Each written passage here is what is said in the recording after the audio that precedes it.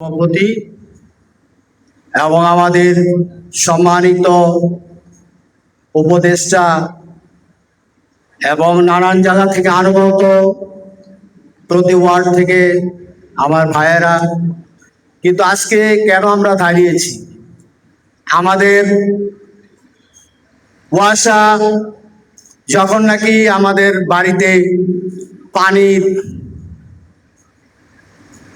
এমন নোংরা পানি আমরা ব্যবহার করতে পারি না, এমনকি পানিতে এত দুর্গন্ধ এবং নানান কীট পতঙ্গ এবং এটা খাওয়ারও অনুপযোগী এবং আমাদের হাতে পায়ে ব্যবহার করবো, হাত ধুবো, তাও কোনো প্রকারই সম্ভব হয় না।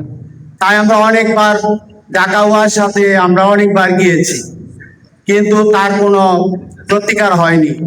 তারপরে ঢাকা ওয়াসার থেকে ঢাকা সিটি কর্পোরেশন নিয়ে আসলো।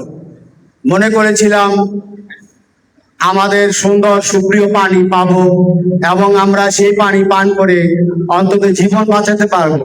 এখন দেখি সেই পানিকে মানুষ ডায়রিয়া, চর্মরোগ, নানান ধরনের ব্যাধিতে ভুগছে। কিন্তু আমরা যখনই 2-4-5 জন সিটি কর্পোরেশন ওইখানে গিয়া তাদেরকে আমরা বলি, তারা আমাদেরকে তেমন একটা মূল্যায়ন করে না। তাই ইসমাইল ভাইয়ের হাত ধরে আমরা এখানে একত্রিত হয়েছি, সমবেত হয়েছি। ইনশাল্লাহ আগামীতে আপনারাও ইসমাইল হাতকে আরো শক্তিশালী করবেন এবং আগামীতে আরো জোরদার বেগবান করে তুলবেন এই নাগরিক আন্দোলনকে।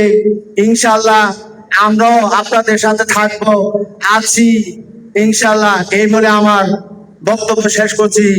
খোদা হাফেজ।